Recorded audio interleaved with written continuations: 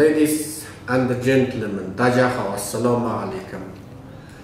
We continue our talk show about re-education camp in China and connected things about re-education camp. 有关新疆在校集中营或者与集中营有关的新疆政策的爆料节目即将开始，请关注我们。Қазақстан Республикасының екі азаматының басындағы сұмдық оқиға туралы сіздерге ақпарат береміз. Қазақстан Республикасының азаматы Тұран Тілеубай және оның ұлы Отанбек Мүлік Қазақстан Республикасының азаматы екеуі де. 2018 жылдың 3 қарашасында Қазақстан мен Қытай ортасындағы еркін сауда аймағы, халық тілінде МСП деп аталатын жерге барады. Ондағы себебі 2018 қазанның 31 күні Тұран Тілеубайдың күйеуі Мүлік Қасен кездесуге шақырады. Олар кездесуді 3 қарашаға жоспарлайды. Дәл осы сәтте Қытайдың шекаралық сақшы қызметкерлері, ұлттық қауіпсіздік комитетінің адамдары Қазақстан Республикасының азаматы Тұран Тілеубай мен Отанбек Мүлікті барымталамақшы болды. Себебі олар 2017 жылдың 7 желтоқсанында Қазақстан Республикасының азаматы Асқар Азатбекті сол аталмыш Қазақ-Қытай қорғас шекарасындағы еркін сауда аймағының Қазақстанға тәуелді жерінен, атап айтқанда самұрықтың мүсіні бар жерден Қытайдың қарапайым деген құқық қорғаушылары, құзырлы мекемесінің адамдары Асқар Азатбекті тұтқындап кеткен. Бұл туралы бүкіл қазақ тілді және шетелдік аудитория жарыса жазған болатын. Гуглден Асқар Азатбек деп іздесеңіздер бәрі шығады.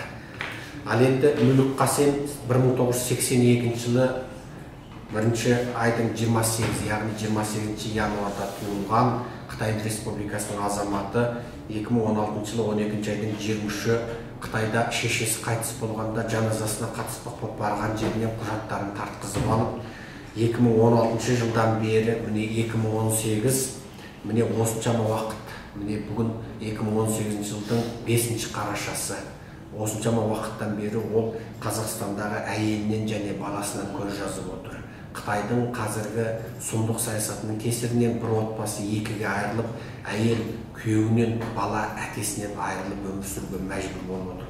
2 жылдан артық уақыттан кейін аталмыш Қазақ қорғас шекарасындағы еркін сауда аймағында визасыз кіретін еркін сауда алаңында кезігіп жүздесеміз дегеннің өзінде Қытайдың тыңшылары арнайы түрде қазақ азаматын барымталап ұрлап алып кетпекші болған.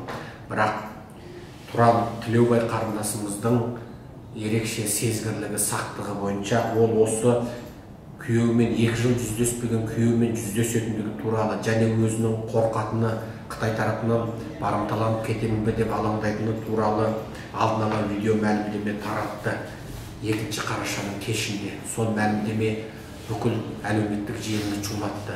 Осыған байланысты Қытайдың полицейлері оған 2 Қазақстан азаматы Тұран Тілеубай мен оның ұлы Отанбек Мүлікке күш көрсетіп, оларды зорлықты түрде сұрақ қалып, қолдарында жеке мүлкі болып саналатын ұялы телефондарын тартып алып, және оған шпиондық бағдарлама орнатып, және ондағы бүкіл видеоларды жуып өшіріп тастағанымен де бәрібір бұл азаматтарды барымталап алып кету арам мақсаттарына жете алмай қалды.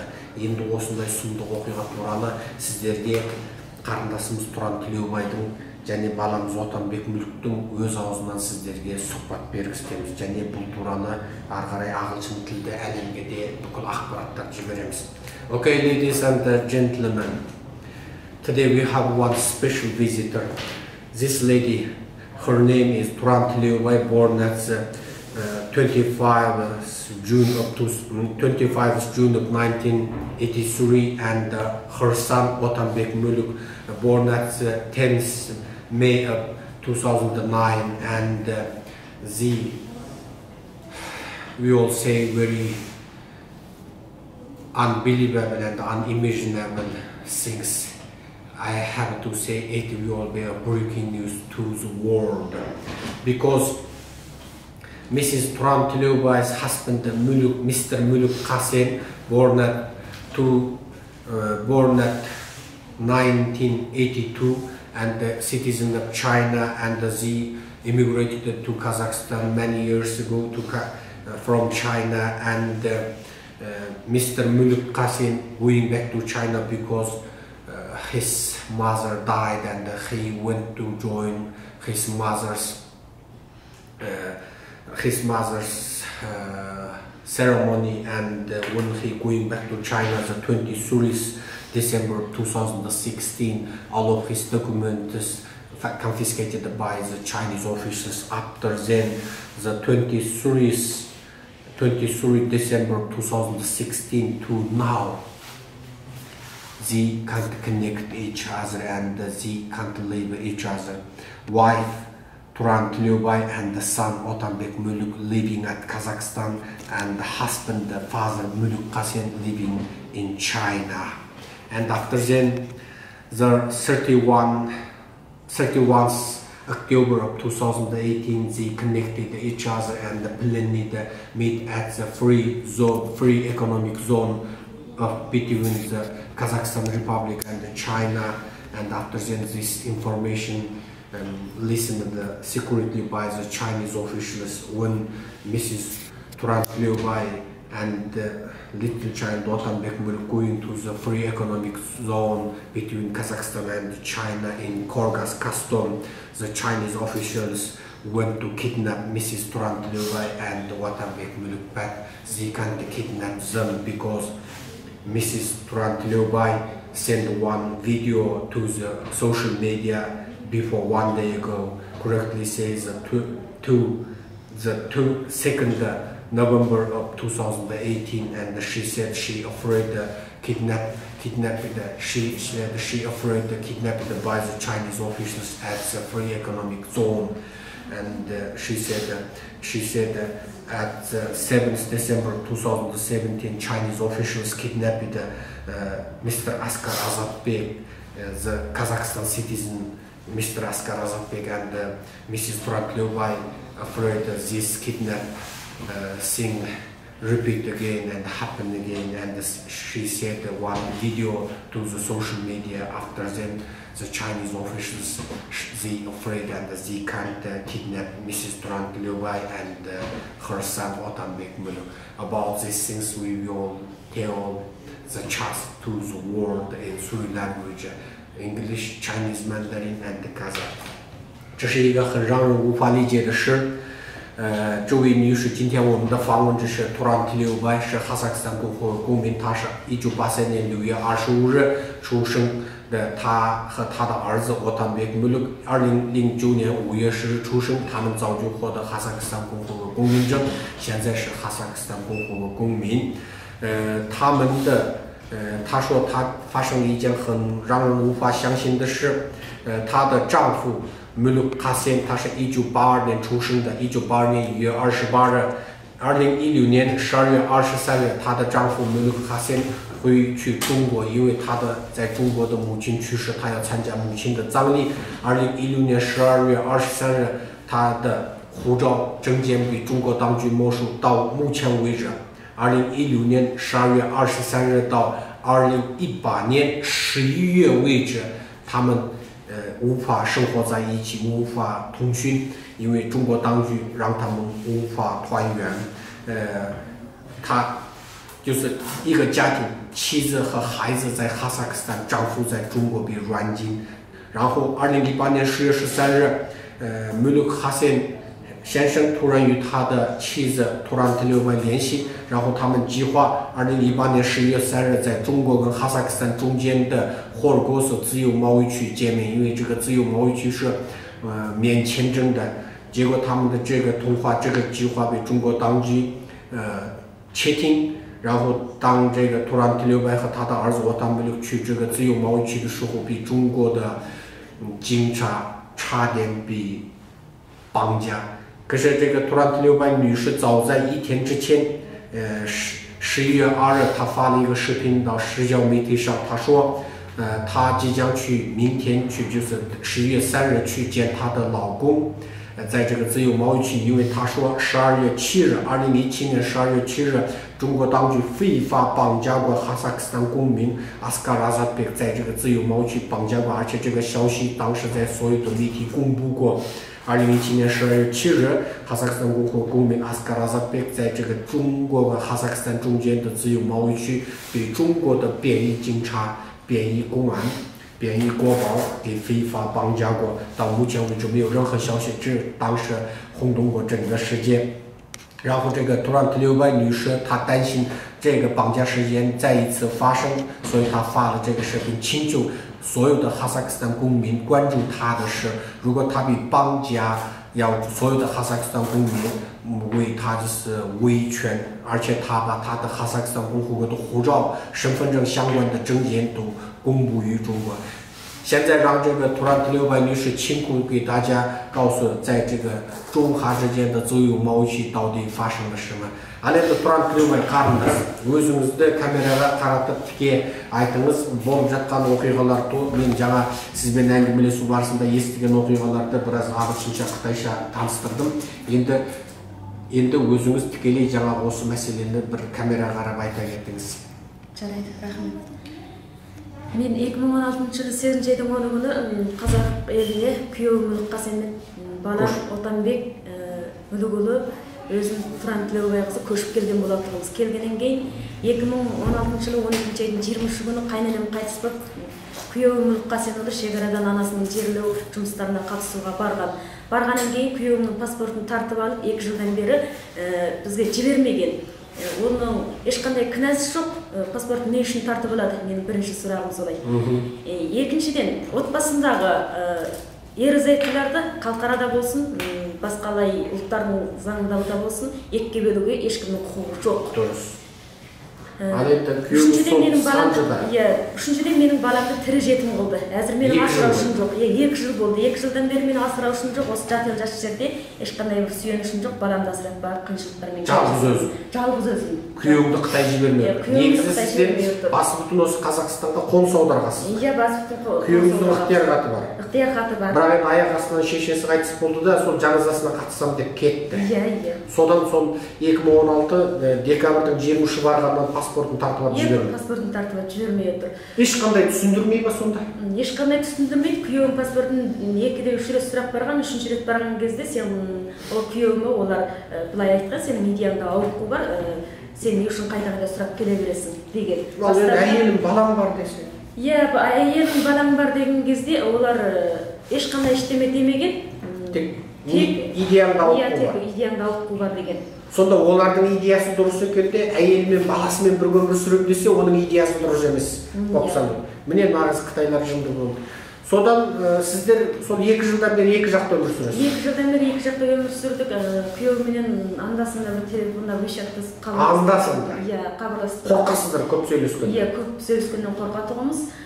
Солай енді жүргеннен кейін осы Атажұрттағы ағаларды естіп, мен осы кісілерге келіп, одан сыртқы істер министрлігіне және елбасы Нұрсұлтан Әбішұлы атамызға арызымды жолдадым, үйде арыздарымды жаздым, және де жазылшы арыздарымды жаздым.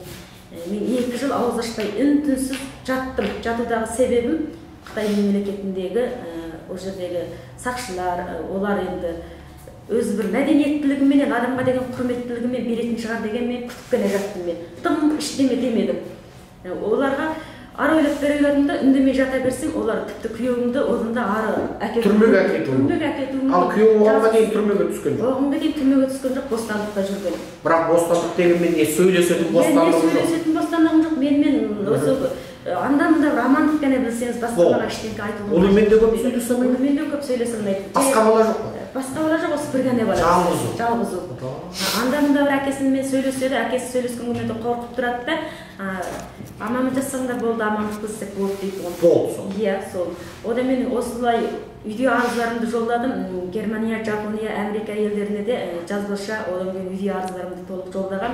Одан 2018 жылы 11 айдың 31 күні күйеуіме маған кездесуді талап етті. Баланы алып кел, сағындым баламен кездесті. Қазақ-Қытай шекарасы. Иә, Қытай шекарасында кездестік. Ол жерде анау бір еркін сауда аймағы бар. Емсепес деген. Иә. Визасыз кіреді. Визасыз кіреді ғой.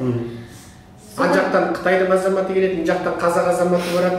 Сол жерде кезігіп, екі жаққа қайтадан кетеді. Иә, сол жерде кездесуге баратын болдық. Айдың 3 күні кездесуге мен айдың 3 күні кездесуге Қарашаның 3-і. Иә, Қарашаның 3 күні 11-дің 3-і ғой. Кездесуге тұрақтандырдық.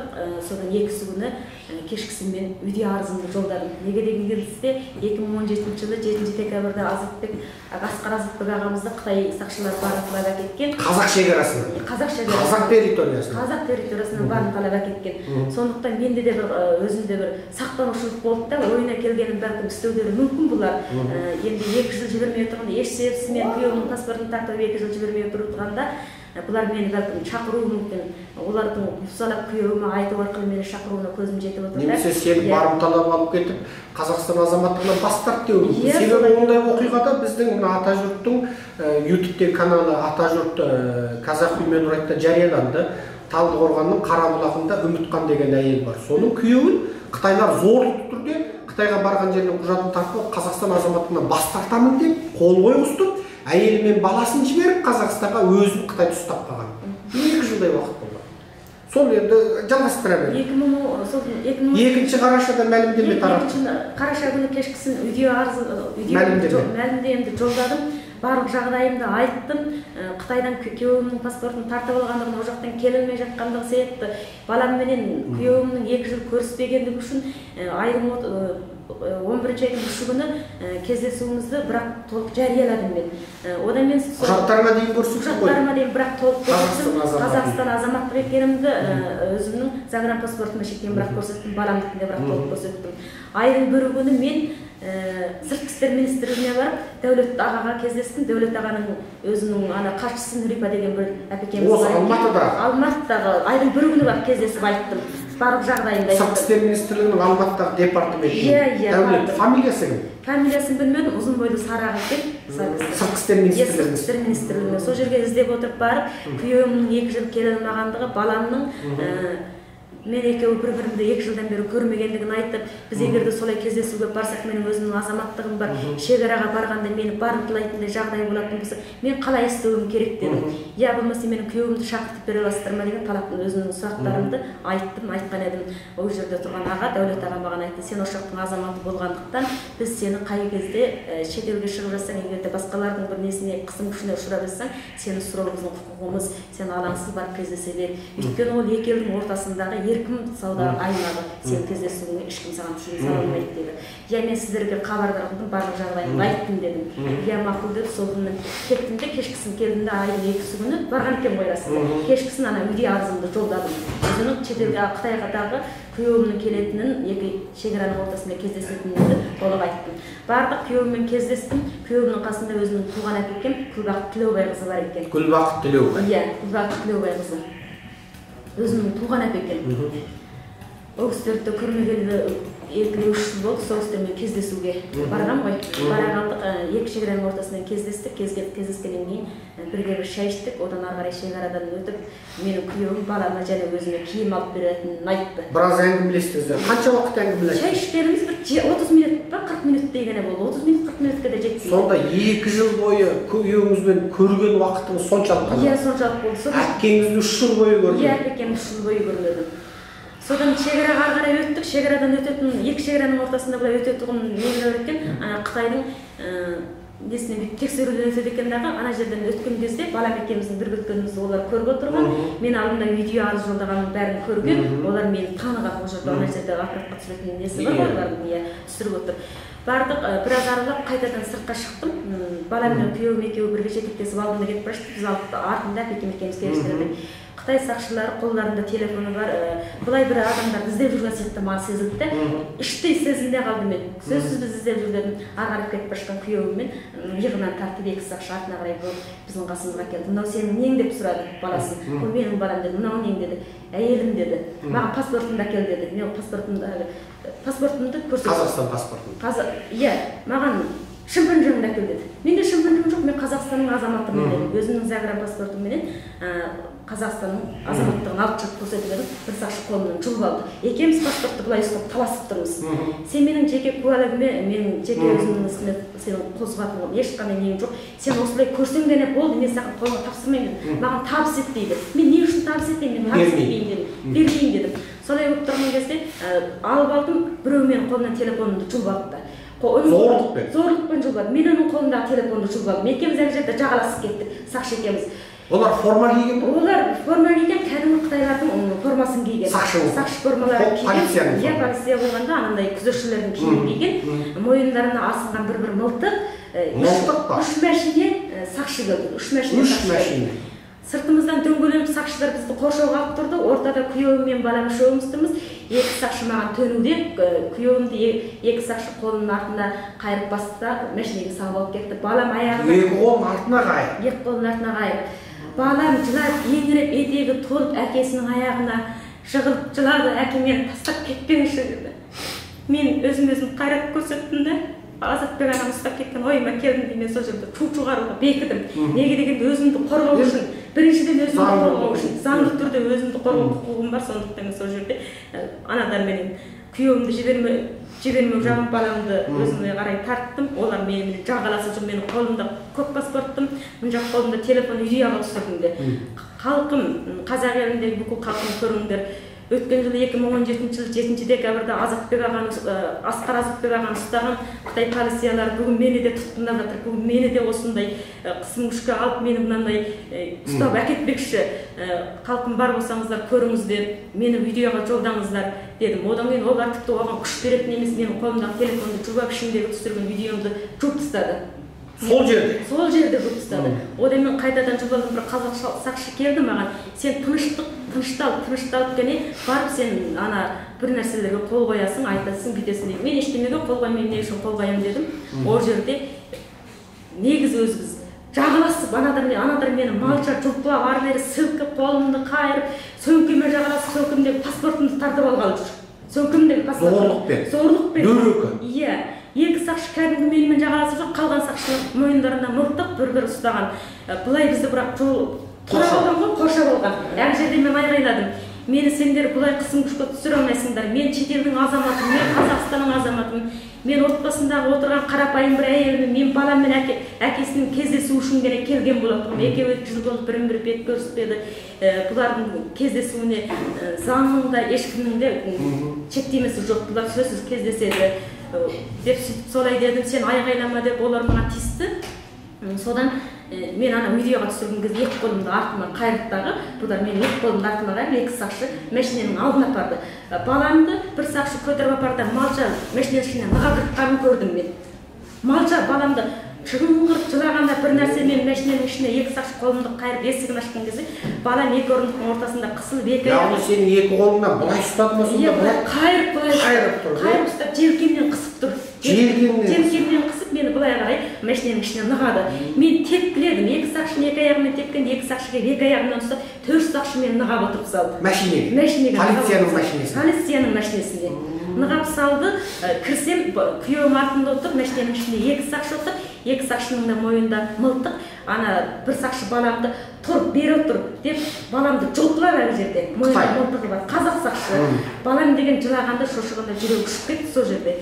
Содан мені баламның үстіне кеп жықты, баламның 2 аяғы көкке қарап жатыр, мәшиненің ішінде мойны астына қайырып, бала тыпырлап жатыр ғой, шыға алмай ана жерде. Мойны астына қайырып? Иә, 2 орындықтың ортасында қысылып қалған бала. Отырған сақшы ананы тұрғызу деген жоқ, мені жағымнан ішіне қарай былай тартады. Жағымнан тартып ішіне кіргізді, 4-еуі мені итеріп ішіне кіргізді. Содан кірдік, тыныштал деді, ешқандай тынышталған жоқ. Мен олармен жеткен жайтарымды айтысып бардым.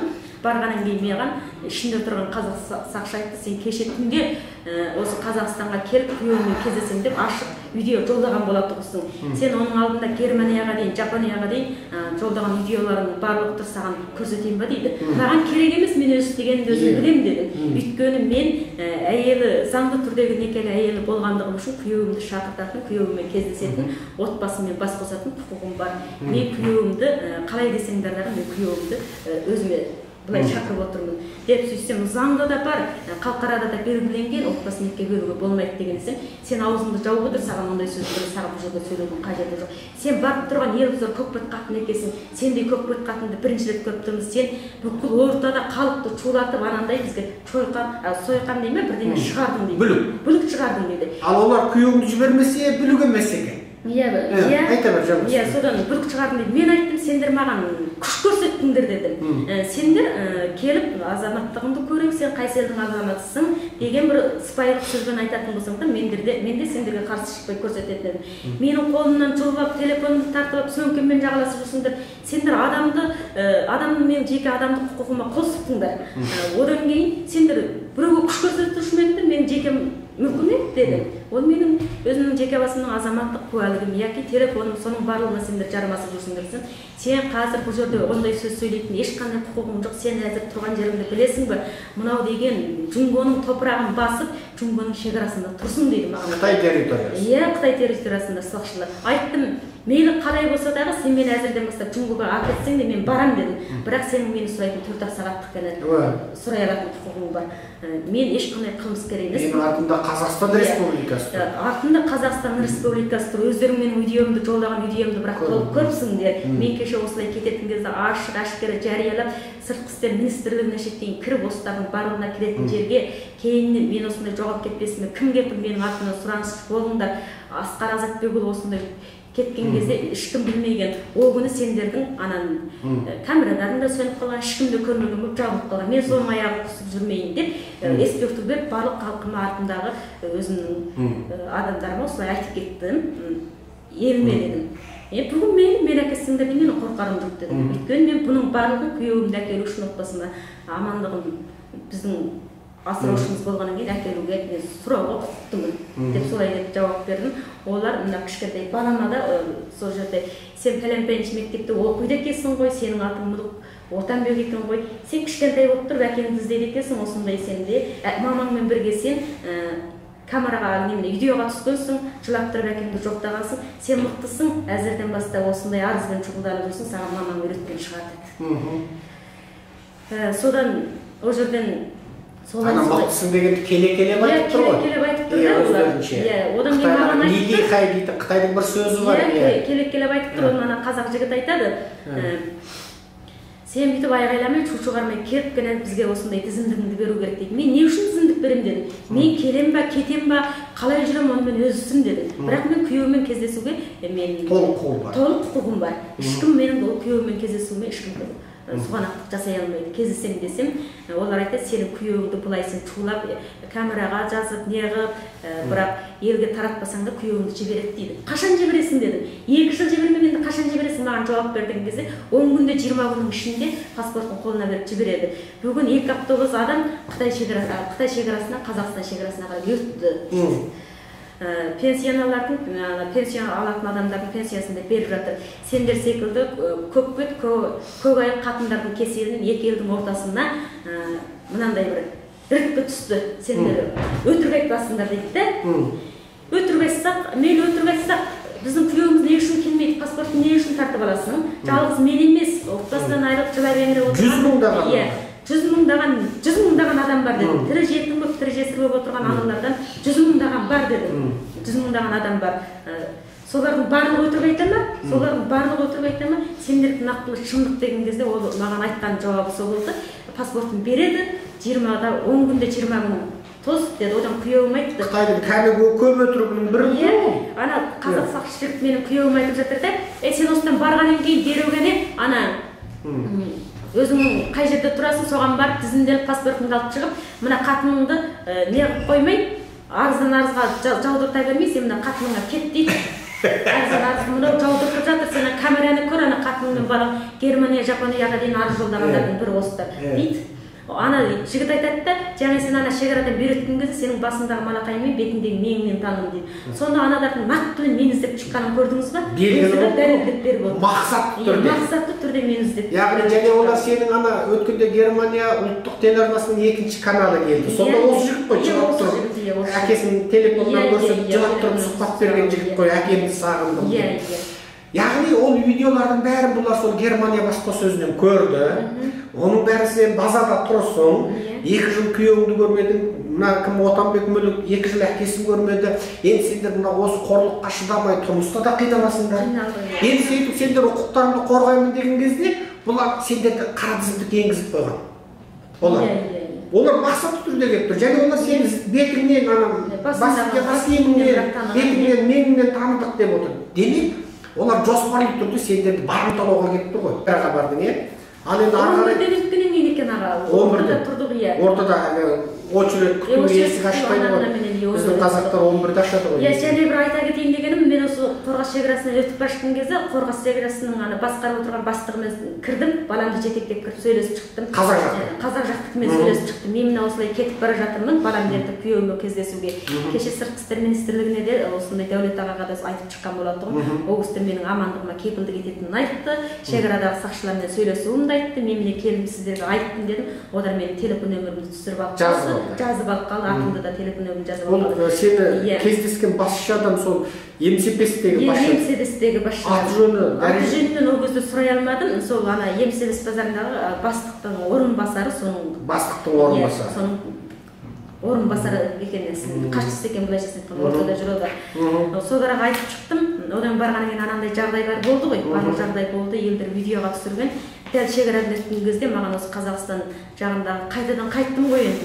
Қайтадан қайтып келе жатқанымда, ана шекарадан өтіп келіп тұрғанымда бір аға, және бір бауыр, көптеген адамдар маған, "Ой, тәте, сіз жаңа апыр-топыр Қытайдың сақшылары сізді жималап екі ортада машинаға басып, балаңызды, күйеуіңізді сүйрелеп жүргенін біз көргенбіз, видеоға түсірген қасымызда жігіттер бар еді. Қытайдың сақшылары жүгіріп келіп біздің видеоларымызды бірақ өшіріп тастады" деді. Бір тәте де маған солай деп айтты. Құдай қызы. Яғни сендер ана бүкіл Қытайдың әскері қоршауға алып тұрғанда. Иә, сол видеоға түсіргенде.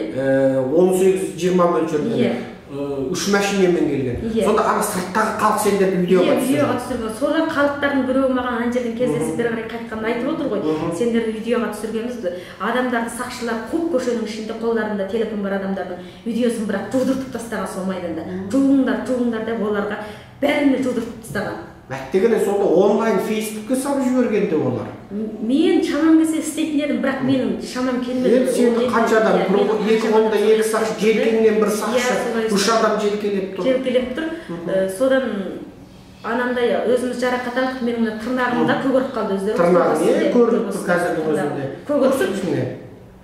Оны сен докторға көрсеттің ғой, иә? Докторға көрсеттім. Мынау сонда қалай көгерген болды? Мынау жағаласқан кезде мен ұрған кезде анадардың біреуінің чапанның түрін түймесін іліп қалдым, анадар қолымды қараған кезде бірдеңе болды, қалай болғанын білмейсің, иә? Иә, білмеймін. Кәдімгідей жұлысып болды ғой. Кәдімгідей жұлысып мен олармен рәсімі жағаластым ғой. Мені ең соңында шаршап, сүлдерім құрып шаршап кеткен кезде, ана ортада біткен бір қойған көлденең темір бар екен, сол темірді құшақтап баламды қолтығыма қысқан кезде мені малша сүйреді. Аяғымды сүйреп мен ана жерден шығардым. Кәдімгідей аяғымды. Сен ана темірді құшақтап. Темірді ұстағанда қолымды бір екеуі бүйтіп ашып жатыр.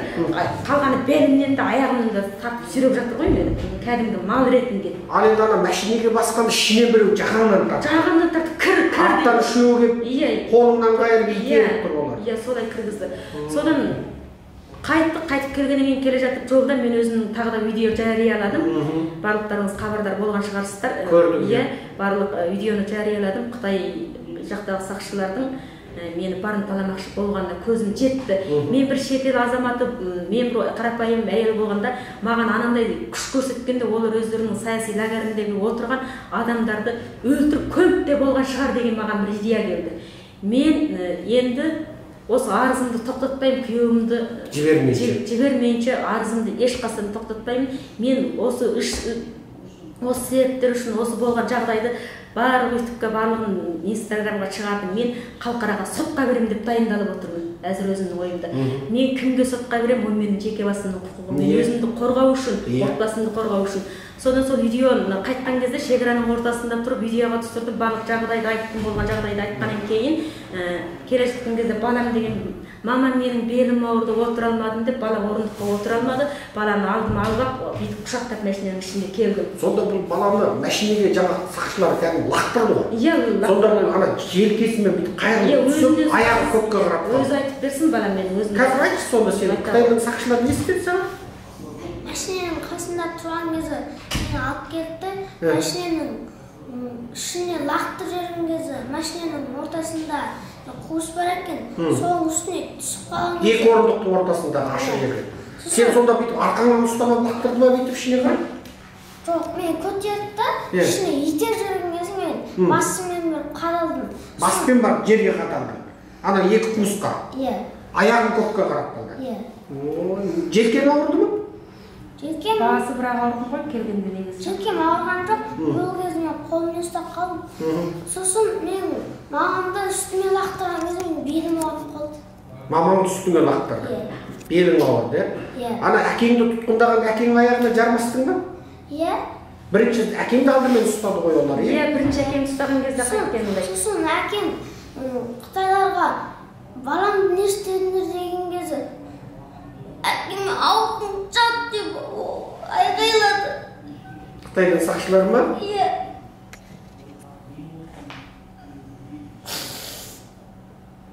Міне, қазақ пен Қытайдың достығының белгісі. Қазақ Қытайдың шекарасындағы еркін сауда аймағындағы Қазақ-Қытайдың достығы, Қытай шекара қорғаушыларының мәдениеті, өркениеті, 5000 жылдық Қытай мәдениетінің сиқы осы.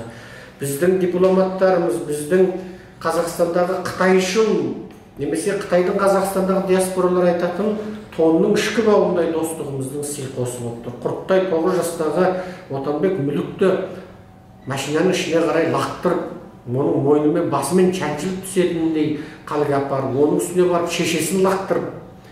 Ал енді Отанбек сол қайтып келер жақта сол белің ауырып отырды ғой, иә? Иә.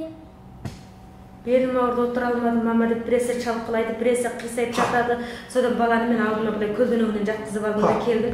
Келгенімше сағат 11 болды. Кешкі 11. Иә, түнгі 11 болды. Түнгі 11 болды. 11 болғаннан кейін келдім дағы мен скорый шақырдым.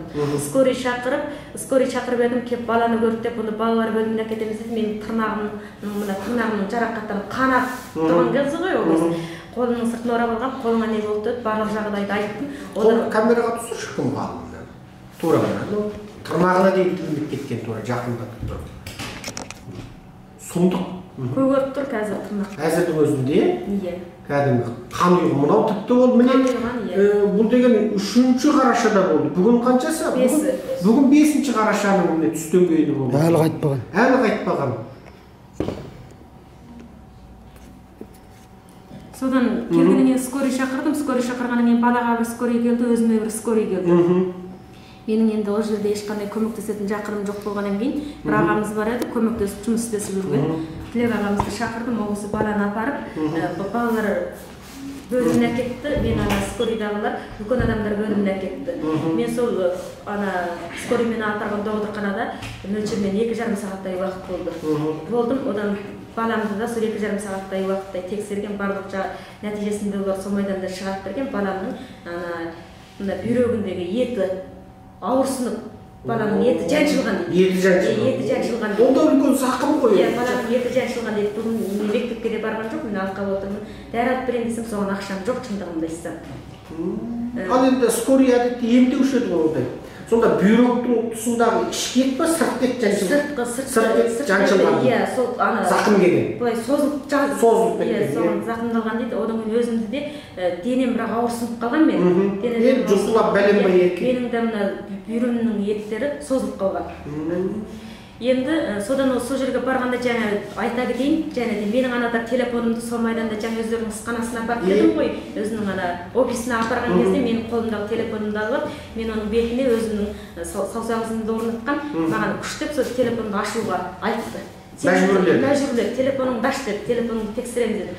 Бұл менің жеке басымның ісі деп едім, аш дегенді аш, біз не істедік десек, сен соны істейсің. Иә, сен әзір кімнің жерінде, кімнің елінде отырғаныңды біл деді. Содан мен телефонымды бердім. Берсем менің телефондағы видеоларының барлығын жуып, өзіме керекті нәрселердің барлығын жуып тастаған менің телефоныма. Одан кейін олар тыңдағыш қойған, жасырын тыңдағыш программа орнатқан менің телефоныма. Мен осы жақта, мен кіммен сөйлесем, қайда тұрам, қай жерде тұрам, соның барлық сода сақталған ғой. Оны сен тыңдағыш орнатқаны қайдан білдің? Оны мен білгенде былай болды, мен скорыймен келдім, докторханаға келгеннен 2,5 сағаттай болдым. Болғаннан кейін мені сол ана бір ағамыз енді үйіме жеткізіп қоюға келген. Келді де ол кісі мені үйге кіргізіп тастап, мен жатып қалдым. Ол кезде сағат 3 болған кезі. 3 болды, мен жатып қалдым, ұйықтап жатсам телефон көпті. Ең алдымен сағатқа қарасам 4-тен 20 минут өтіпті. Маған бір ер адам телефон звондады. Телефон звондағаннан кейін дереу көрдім де оның ана екі адам сөйлескен кезде сақтап қалатын несі бар ғой. Соның үшін аштым дағы, дереу ана адамның сөзін түсірдім. Кім боласыз дедім. Кім боласыз деп едім, сен жаңа скорыйға келдің ба? Скорыйменен докторханаға келдің ба деді. Иә, келдім деп едім. Сенің бір қағаздарға қол қоятын жұмыстарың бар дейді. Қазір сағат қанша болды дедім. Қазір сағат қанша болды? Сағат деген 4-тен 20 минут өтті. Мен сол докторханада 2,5 сағат отырғанда сіздер не үшін қол қойғыздырмайсыздар? Сіз кім боласыз дедім. Десем, өзі бір милиция екенін айтты маған. Милиция екенін айтты? Иә, өзі бір милиция екенін айтты. Атың кім, фамилияң кім, сен қайсы органнан боласың деп сұрады. Деп сөйтіп едім, менің атым кім деді? Серік деді. Серік? Иә, атым Серік деді. Полициямын дейді? Иә, атым Серік. Фамилиясын айтпады? Фамилиясын маған айтпады. Ал ана сөйлеу акценті Қытайдың қазағы ма, жергілікті қазақ па? Орысшасын араластырып сөйледі, жуан дауысты ер адам, орыс жақтың акцентімен сөйлеп тұрды. Осы жақтың акцентіменен, орысша араластырып сөйледі. Орысшаны араластырып енді ертерек келген оралмандар да орысша қосып сөйлейді ғой. Иә, бәлкім содан тыңшылары болуы. Қытайдың тыңшылары болуы мүмкін. Содан мен ана телефонда анадардың біліп отырғанын содан білдім мен. Ана камера орнатқанын, менің ана скорыймен барғанымды ол қайдан біледі? Иә, олар қайдан біледі? Содан мен соларды ойладым. Содан мен кездесуге шықпай қойдым. Түнгі сағат. Ол үйіңнің сыртында тұрмын дейді ме? Бүйтеді, мен дереу шаңыраққа барам дейді. Менің тұрған жерімді де біліп алған. Шаңыраққа барам дейді. Иә, шаңыраққа барам, сенің тұрған орныңды мен білем дейді. Сен шығып маған кездесіп бір қағазға қол қойып берсең болады дейді. Не себепті, не үшін қол қоямын деп едім. Сөзің арты болмай қалды да, мен сосын телефонды жауып тастадым дағы, ананың сөздерін түсіріп алдым дағы, таң атқанша ұйықтай алмадым. Әсіресе сол сағат 4-тен 20 өткенде маған звондағанда, біз бүкіл ұлттық қауіпсіздіктегі адамдарды, тілшілерді, полицейлерді ертіп барып тұрып, сол кім екендігін анықтайтын едік те, сол кездесетін жерге шақырып оның кім екендігін. Ол мүмкін қашау. Қытай үшін жұмыс істейтін Қазақстандағы, Қазақстан азаматтығын алған, бірақ өздерін Қытай диаспорасы дейтін Қытайдың гитаршылары болуы мүмкін. Содан мен сол жерде жаңа өзімді апарған ағаға звондадым, түнгі сағат 20-да. Звондадым, ол кісі шаршап барып ұйықтап қалған болуы мүмкін, ол кісі телефон көтермеді. Содан жата алмадым. Біздің ана сыртқы үлкен неменеміз ашық қалған ғой. Бір адамдар түседі, шығады, есікті ашпады. Сен шаңырақта жер үйдесің? Жер екі этажы, бірақ мен екіншісінде тұрамын. Екіншісінде тұрасың. Ал ол жерде жаңағы басқа адамдар да тұрады, е? Басқа адамдар да тұрады. Сен квартирада тұрасың? Мен квартирада тұрамын. Басқа адамдар да тұрады. Сонда біреулер кіріп шығып жүр. 4-тен 20 минут өткенде тіпті ешкім дым шықпайды. Ана жерден күнде менің ойымша 8-ден кейін біз бірақ оянатырмыз. Барлық квартиранттар 8-ден кейін бір оянып, 9-ға дейін әркім өз жұмысына кететін. 4-тен 20 минут өткенде біреу аршып, бір 3-4 адам. Жалғыз адам емес, 3-4 адам біресе түседі, біресе шығады. Оның түсіп жатқаны маған әбден естіліп тұрды мен. Ешкімге ештеңе. Олар мүмкін сені барымталап кетпекші болған шығар. Иә, бәлкім солай болатын шығар. Сенің ана телефоныңдағы координаттан сенің адресіңді білді. Тура ана сол екі қабат үйде қанша квартираң тұратын бөлек-бөлек? Үстінде 5-еу, астыда 4-еу жинасы 10 семья тұрады. 10 семья тұрады. Хозяйымызбенен 11-де 12 семья тұрады. Онда 12 семья. Ал сонда олар сол қайсы есікті шағатынын білмейді. Иә. Әсілі олар сөйтті. Болмаса ол түнгі сағат 4-те ондай дабыр жоқ болады. Дабыр жоқ болады ғой. Әдетте. Иә, әдетте. Сосын таңертең тұрдымдағы мен және де өзі ана телефоныма немененің орнатылғанын білдім, телефонның көзін құртуға тура келді маған.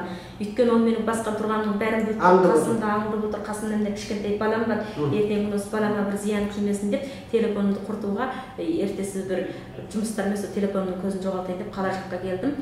Мен қала жаққа келсем, маған ана тәтем звондайды ғой.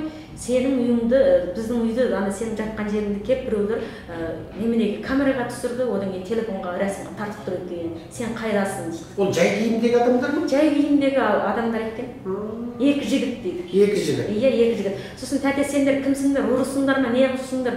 Екі ұры келді, ұстаңдар деген. Осылайша. Деген кезде анадар қашып кеткен. Жүгіріп қашып кеткен. Содан мен телефон нөмірлерін... Демек олар полиция емес. Қазақстанның заңында ұлттық қауіпсіздігі не полиция. Егер Қазақстанның ұлттық қауіпсіздігі немесе полициясы болса, олар құжатын көрсетеді заңды түрде. Және олар халықтан қорықпайды да, қашпайды да олар. Демек олар қытайшылдар. Сені өлтіруге немесе сені қайтадан барымталап кетуге. Себебі олар жаңағы шекарада өздерінің қателік өткізгенін білді. Сені барымталай алмай қалды. Барымталайын десе видео мәлімдеме таратып жіберді күні бұрын. МСП-дің бастығына кіріп айттың, сыртқы істер министрлігінің Алматыдағы өкілдігіне айттың. Шулатып тұрып бардың, не барымталай алмайды, не қоя алмайды. Енді сені сол Алматыда мүмкін сол жерде өлтіріп жіберуді ойлады олар. Өз өліп қалды, болды бітті. Жүрегі талмас ұстап, немесе асыл өлтіреді, жіпке асып қояды. Соны біздің докторлар айтады, өзі өліп қалыпты, депрессия 2 жыл үй көрмепті. Мен содан ана телефонды олар менің жүрген тұрғанның барлығын бүйтіп ана жақтан көріп отырған болғандықтан мен өзімнің бас амандығым үшін және баламның амандығы үшін ол телефонды мен құпия жерге сақтап қойдым. Оның ішінде мен түсірген видеоларым да бар, бірақ олар жуып тастаған күнде дағы мен оны қалпына келтіруге болады деген сөзді естігеннен кейін ол телефонды мен құпия сақтап отырмын. Ол телефон қазір менде бар. Әзір сол кездегі телефон нөмірлерінің бәрін өшіргенде телефонды құпия сақтап отырып, мен әзір жаңа басқалай телефон ұстап жүрмін. Бұл жерде сені жаңағы 2 қолынан 2 Қытай полициясы желкеңнен біреуі желкелеп отырып сені зорлықпен машинеге кіргізбекші болғанда, ол адам бір мини бас сияқты машина ғой, мен баучы сияқты. Кәдімгі сақшының машинасы, кәдімгі 5 адамдық па, 6 адамдық машина. Сонда ішінен біреу сені жағаңнан тартып жатыр. Балаң аяғы көктен келіп басымен чанчылып болып жатыр. Сен апар баланың үстіне жықты мен, баланың үстіне жықты. Сол кезде кімнің белін ет ауырсынды. Ал енді жаңағы әкеңді жаңа Қытайлар аузыңды жап деп олар бақырып жатыр әкеңе. Әкең арт жағында отырды ғой, ең артында. Джип машина ма кәдімгі? Жоқ. Кәдімгі андай асталаса машина. Асталаса машина, Сыртында Қытайдың сақшыларының несі бірақ жазылған ол машина. Куман деп жазылып тұрады, полис деп жазылып тұрады. Төбесінде чырағы бар кәдімгі Қытайдың сақшылары машиналары болды ғой, сондай машина. Сонда сен, мен нақтылы сұрайын, сен 11-де МСП-ге кірдің, қазақ жақтағы басшыға кіріп, оның орынбасарына кезігіп бүкіл жағдайды айттың, бүкіл сыртқы істер министрлігінің адамына дейін кезігіп айтқанын айттың, видео мәлімдемеңді айттың. Сосын сен күйеуіңмен нақтылы кезіккен уақытың қашан? Мен сол кездескен күн айтасыз ғой? Жоқ, уақыты 11:30-да кезіктің ба? 11:30-да кезіктім, сол 11:30 мөлшері, е? 11:30 мөлшері. Сосын бір шайханада чай іштің? Бір шайханадан чай іштік, одан шыққаннан кейін өзі бұл қазақтың шайханасы ма екен? Дүнгеннің шайханасы. Дүнгеннің шайханасы. Аты не екен? Білмейтін, ең арғы шетінен бір шарбар деп қойған, шайхана деп, е? Содан мөлшермен қанша минут чай іштіңдер? 30 минутта іштік. 12-ге дейін чай іштіңдер. 12-ге дейін іштік. Сол кезде Қытайдың полицейлері сені іздеп келе бастады. Сол және де айта кетейін дегенім, мына сөзді маған жақсы айттыңыз. Біз чай ішіп отырған кезде менің күйеуіме бір телефон келді де. Телефоннан бізге былай деді, үндемеңдер деп. Сөйтсек, ол біздің ауылдың, әзір мен айтып отырмын, Санжы облысы, Фукан қаласы артындағы қыстағыдан деп. Сол қыстақтың бір бастығының телефоны екен. Былай деп айтады, сен әйеліңе барып кездесіп келсең, кездесуіңе болады, саған бір қағаз, бұл жақтан бір қағаз кесіп берсек деп айтқан. Сен бар, кездесіп келуіңе болады, саған бір қағаз кесіп берейік, сен маған бүгін келіп кете аласың ба деді. Ол жерде күйеуім мен бүгін жұмыста өзінің маған кездесе алатын, барғаннан кейін олармен сөйлесетінін айтты. Солай осындай жағдай. Яғни бүкіл Қытайдың полициясының бақылауында ғой бұның. Бірақ енді бұл жерде былай болуы да мүмкін. Сенің күйеуің Қытайлардың сені тұтқындайтынын білмейді. Яғни сенің күйеуің ана қармаққа ілген құрт. Сөйтіп олар сені шекараға алдыртып алып, күйеуіңе кезік деп айтып қойып, сөйтіп сені тұтқындап, сенің өніңді өшірмекші. Асқар Азатбек сияқты баяғы. Оны әбден жоспарлап отыр. Жоспарлап отырғанда мен әбден сенімдімін. Ал енді сенің мына жерде адамдарды жаңағы осы сенің шаңырақтағы 2 қабатты үйге дейін адамдар келіп ертесі келіп фотоға түсіру, соғыны абыр-дабыр 3-4 адамның жүруі. Яғни Қытайлар сені Алматыда сенің өніңді өшірмек болған болуы мүмкін. Егер қазақтың полициясы немесе қазақтың ұлттық қауіпсіздік қызметкері болса, ол кәдімгі қызыл документін көрсетіп ақ келеді ғой, мен бәлемін, мына сұраққа жауап бер дейді. Олар өйтіп тығылып жасырынып жүрмейді ғой олар. Бұл жерде үлкен әңгіме бар. Тұран Төлеубай қарындасың, сен үлкен ерлік жасадың. Сен Сайран Сауытбай қызынан кейінгі осындай үлкен ерлік жасаған екінші қазақтың қызы болдың. Міне сенің осындай алдын ала сезгірлігімен, видео мәлімдеме таратуымен, соның нәтижесінде Қытайлар сені ұстаудан жасқанды. Себебі сенің артыңда тұтас Қазақстан тұр, біз тұрмыз. Сен егер жоқ болып кетсең, сол күні бүкіл әлемдегі ақпарат шынымен өтеді. Қазірдің өзінде Тұран Тілеубай сенің құжаттарыңды біз Американың, Еуропаның бүкіл тілшілеріне беріп болдық бұл мәселені. Аударып жіберіп болдық ол мәселені.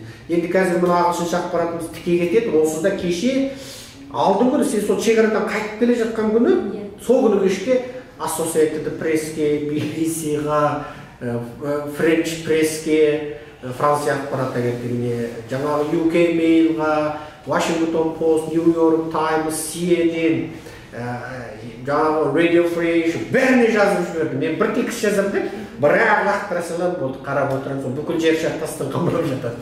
Болды, бұл енді Қытайдың жеңілісі, қазақтың жеңісі. Яғни сен осы әрекеттің арқылы 2 жыл әкесінен айырылған бала, күйеуінен айырылған әйелдің қасіретін бүкіл әлемге осы оқиға арқылы көрсеттің. Енді бұны біздің сыртқы істер министрліктеріміз бұл мәселеге кірісуге тиіс. Ол еркін сауда орталығы, ол Қытайдың тұтқындайтын қақысы жоқ. Сен заң бұзбасаң, және Қазақстан азаматын күш көрсетіп, жұлқынап, бүкіл телефонын сөйту, ол енді сұмдық дүние ол шынында да. Ал енді бауырымыз Мүлік Қасен аман-есен Қазақстанға келсін деп тілейік. Аман-есен келсе, бәрі жақсы болады. Қытайларда мынау Біріккен ұлттар ұйымының қысымынан кейін міне арнайы делегатты Қытайға келуіне қосылыпты тексеруіне. Әрине өтірік айтып бәрін шығарып салатынын біліп отырмыз. Ал енді өзіңде қандай да бір Қытайдың полициясына деген үрей бар ма қазір? Қорқып жүрмін. Қазірдің өзінде? Иә, қазірдің өзінде қорқып жүрмін. Баламды мектепке апарудан қорқып отырмын. Бұл балаңның қай мектепте оқитынын да біледі? Иә, баламның қай мектепте оқитынын да біледі. Баламның аты жөні дейін бірақ біліп алған. Сенің атың Отанбек Мүлікұлы. Иә, сен кішкентай батырсың, әкеңді іздеуге шыққансың. Осындай тілшілерге ақпарат қосып, мамаммен бірге келгенсің дейді. Сендер анау немістің ұлттық екінші арнасына сұхбат бердіңдер, есімде. Ол жарияланды. Ал соңында, яғни сен қазір Алматыдағы Қытайдың итаршыларынан қорқып жүрсің ғой? Иә. Олар сені іздеп барып, ертесі фотоға түсіріп, түнгі сағат 4:20-да саған жаңа кел деп, сен жаңа 3 ноябрьде кездесуге бардың. 4 ноябрь күні таңғы сағат, түнгі сағат 4-те. 4 ноябрьге қараған күн ғой? Соған қараған күн. Соған қараған күні түнде сені бір құжатқа қол қой деп шақырады. Иә, кеше өткен түн таңға жақын 4-тен жем өткенде ғой. Яғни олар сенің скорыйға медициналық көмекке жүгінгеніңе дейін біліп отыр, телефонның арқылы. Сұмдық. Міне Қытайдың өзінше бір сені мүмкін қорқытқысы келді, мүмкін өлтіргісі келді, мүмкін қайтадан барымталап ұрдап кеткісі келді. Олардың бар мақсаты өздерінің пеш болып қалмауы үшін мені барымталап ұстап, менің аузымды жабу, тек қана сенің байыңды жібереміз, сен осының барлығына ештеме көрмеген, білмеген бол деп маған айтты. Мүмкін сені қорлауы мүмкін. Сені қорлап бір камераға түсіріп артынан айдай-айдай абыройыңды төгеміз. Неше түрлі жамандық істейді, себебі онсыз да қазір Қытай неше түрлі сұмдықтарды істеп жатыр ғой. Ғалым, енді мен ағылшынша сөйлейін. Ladies and gentlemen, let me try to translate it in English, and it is very hard to translate, but I will try. Mrs. Тұран Тілеубай and her son Отанбек Мүлік, they going to the free economic zone between the Kazakhstan Republic and China in Horgas custom, and then Mrs. Тұран Тілеубай talked with her husband Мүлік Қасен in the 31st October 2018, and they talked to each other via telephone, and they discuss and they decide to meet at the free economic zone at Horgas custom the 3rd November 2018, and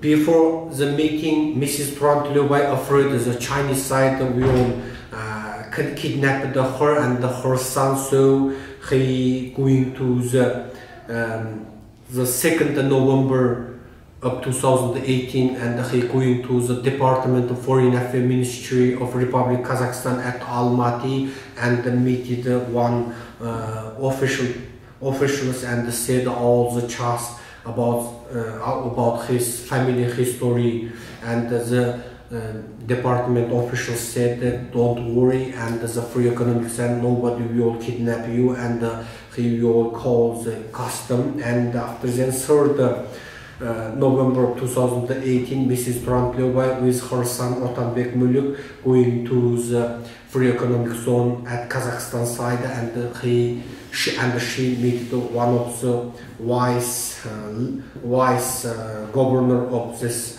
free economic zone, and tell the chance and ask them keep the connection with her, and ask all the camera is working, and ask maybe she kidnapped by the Chinese officials. After then, Mrs. Turantliobai and her son Otanbek Muluk at 11 o'clock they meet the family member and her husband Muluk Kasen, and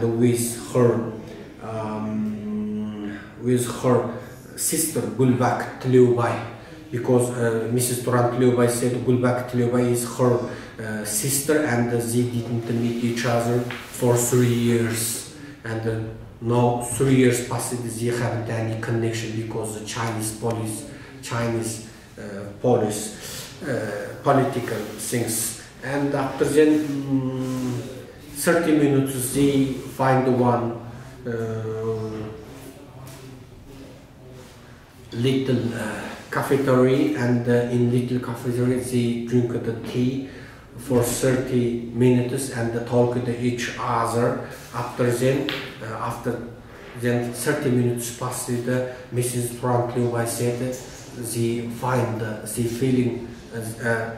Mrs. Turantliobai said she feeling the Chinese officials, Chinese police just went to find her, because so many Chinese police around this little cafeteria. And at that time her husband, Mr. Muluk Kasen, just received one call, and the call is from the local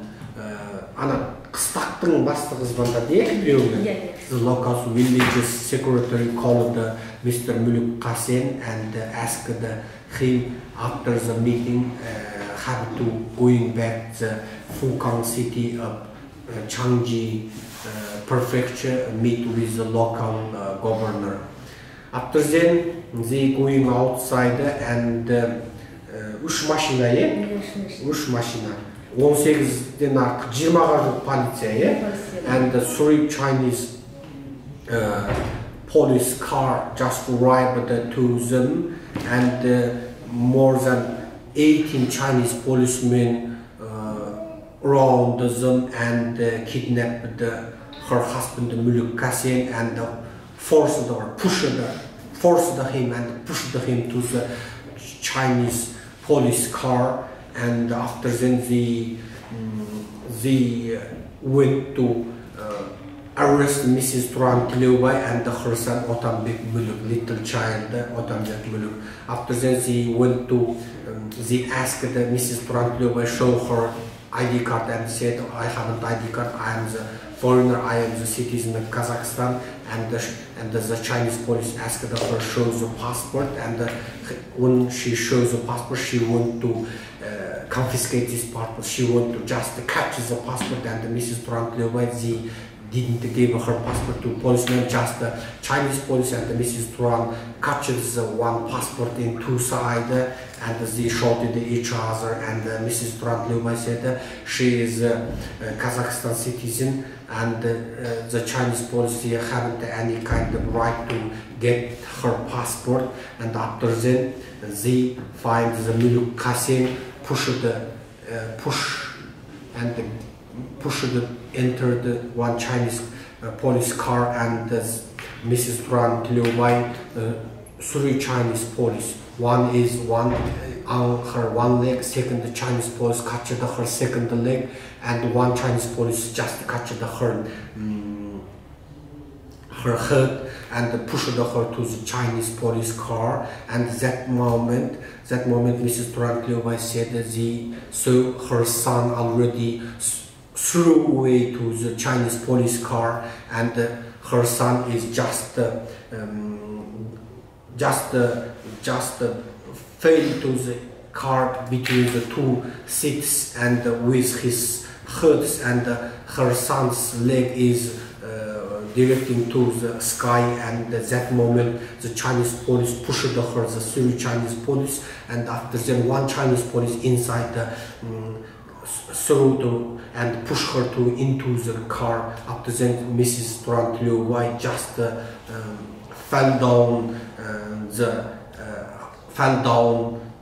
through her son's body. After then her son cried, and Mr. Muluk Qasim also asked don't touch her son and wife, and the Chinese policeman shouted to Mr. Muluk Qasim, and after so many things passed, and the Chinese police drive to the police station and confiscated her passports and the mobile phones, and push her to the says mobile phones court. After then they washed all the videos and set one of the spyware program to her mobile phone, and said now you are in Chinese territory, you haven't any kind of right, and said so many unknown words to Mrs. Trant Liu Wai, and threatened her. No, you, all of you, mother and son, you received the interview from the Germany TV when came to the Almaty, and you said so many videos and facts about the Chinese, and you said your family sings to all over the world. Now you haven't any right because this is Chinese territory, and the Chinese police said so many unpolite words to Mrs. Trant Liu Wai. After then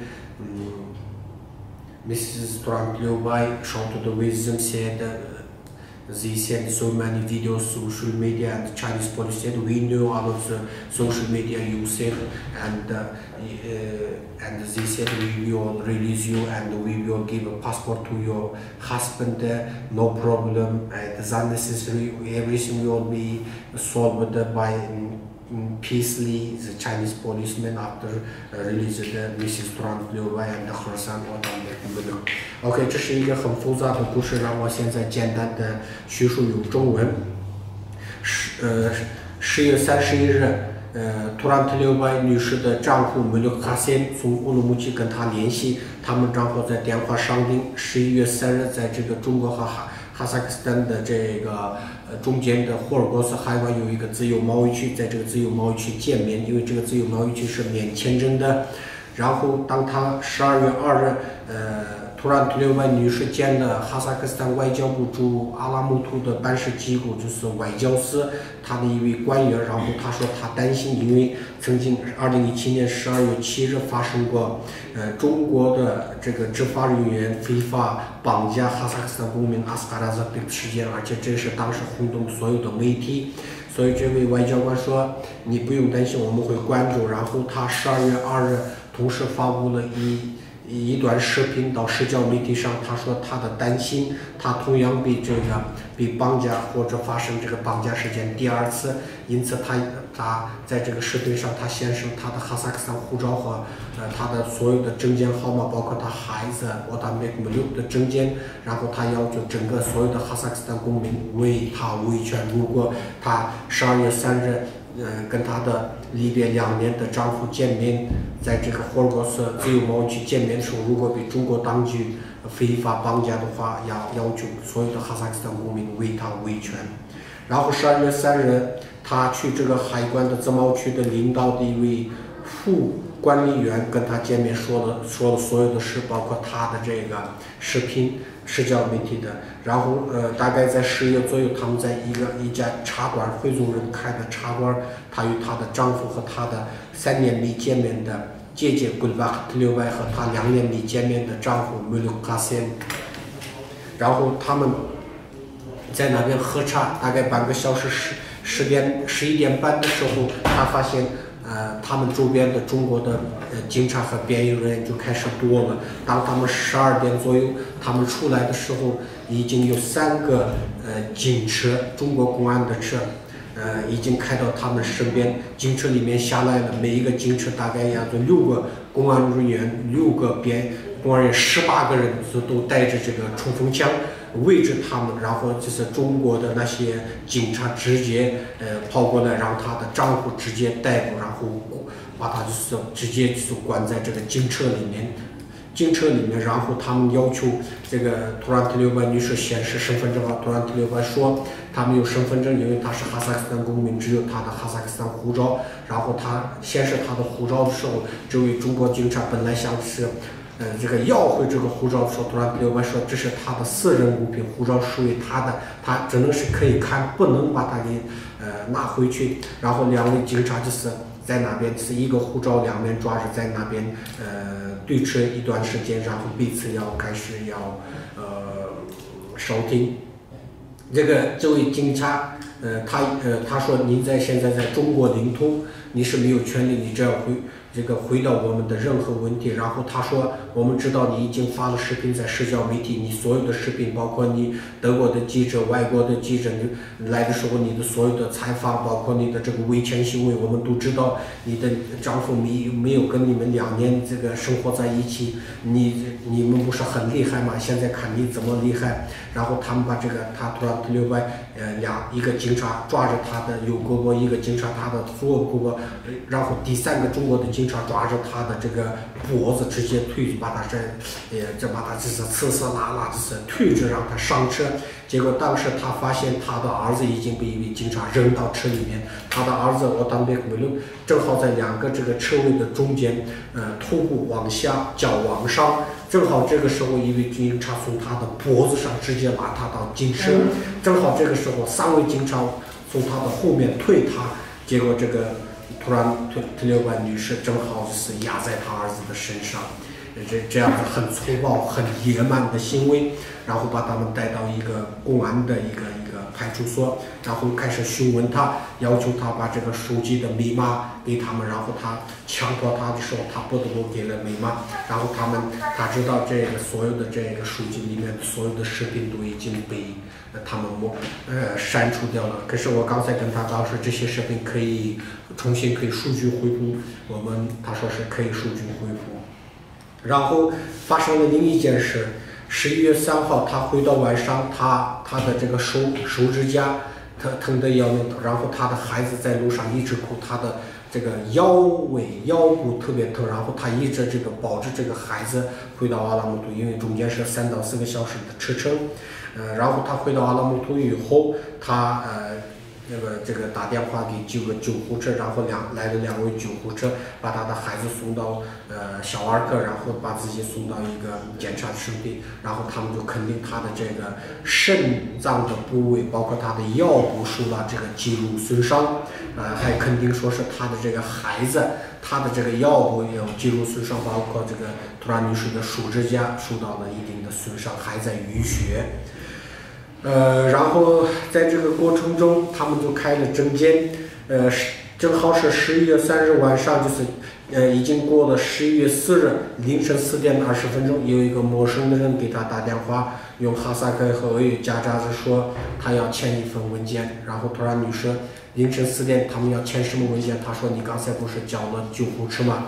我们要让你签文件。突然女士一下子惊地，因为4点钟没有一个警察可以让他签文件的。而且是他去了救护车，他一下子知道他的这个手机里面肯定装了中国的这个情报软件，他去了这个医院，包括他的定位系统，他们都知道了，所以这很可能这个人是他要没收这些证件，或者跟他威胁，或者发生其他的事，或者绑架，或者要对他做一些让人无法想象的什么事。然后突然女士她没有出来，也不跟他妥协，然后这位关掉了电话。而第2天他们都知道，我漏了一件事，当时中国的警察给这个小孩子说，连他在上哪个学校都知道。然后第2天他们正在外面的时候，他们正在这个数据恢复买新数据的时候，他们的邻居告诉他说，外面有2个人拍他们的房子的照片，然后他们直接说你们是哪里人？这2个人跑掉了。这肯定不是哈萨克斯坦的警察，也不是哈萨克斯坦的这个安全人员，因为如果哈萨克斯坦的警察他会合法的出示他们的证件的，也不需要偷偷的拍照片。然后4点过20分的时候，这个陌生的男人给他打电话的时候，他发现他们是一个2层楼，大概住着10个这个租客，10个租客，这个10个租客他们都是很安静的。除了早晨8点之前，他们是不会有人就是来来走走的，一般都是很安静的，包括房东在一起。可是4点20左右，大概3、4个人，这个2楼中间是上上下下，一直脚步声一直不停，这是一个很奇怪的。我们肯定这是中国在哈萨克斯坦的那些马仔们。所以突然女士说，她在这个哈萨克斯坦觉得很不安全，因为这些人很可能连她的地址都知道，她生活在哪里，连她的孩子在哪个学校上学都知道。所以这些人或者中国的间谍，很可能对她的孩子和自己造成一定的威胁。而且这个突然特留白女士说，除非中国当局无条件的放她的老公回到他们身边，他不会停止，他会一直高下去，告中国政府他维权，因为他们作为一个家庭成员，他们是有权利生活在一起。Okay, and I translate it, and after that day, when they going back to Almaty, and her son Otanbek Muluk said her body is hurt, especially her body in this location, and Mrs.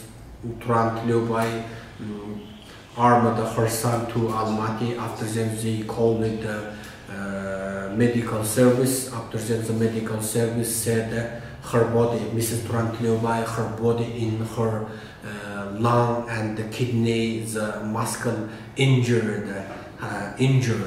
damaged, and her son Otanbek Muluk and her body, especially in her body, in middle of her body is also the muscle injured. So they have all documents.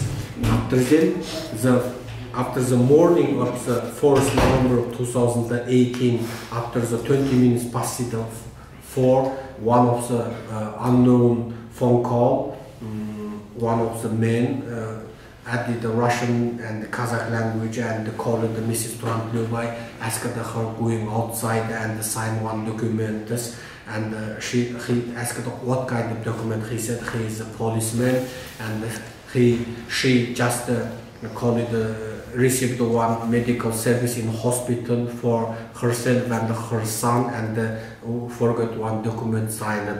And Mrs. Turan Tliobay knows that he is not police, he is not local police, and no any documents, and he afraid maybe this man and one unknown man call it the Serif, maybe it is a nickname, and without family name, maybe he is a Chinese spy. She can't going outside with her house, and after the second day, when she going to recover, reback her mobile phone's data, and one of her neighbor called the two unknown men take a photography outside of her house. Okay, when the neighbors asked who are these two unknown men run away. Okay, this is unbelievable things. Mrs. Turan Tliobay said he never stopped until the Chinese officials let her husband going back to Kazakhstan and live with them. Okay, ladies and gentlemen, if you have any kind of question about the Xinjiang, about re-education camp in Xinjiang, just come to Kazakhstan or call us, text us. Our mobile phone and WhatsApp +7 747 063 9031。如果你们想获得有关新疆的事或者新疆的在教育集中营，请尽管与我们联系。我们的电话号码和 WhatsApp 是正7 747 063 9031。Thank you very much. Bye bye.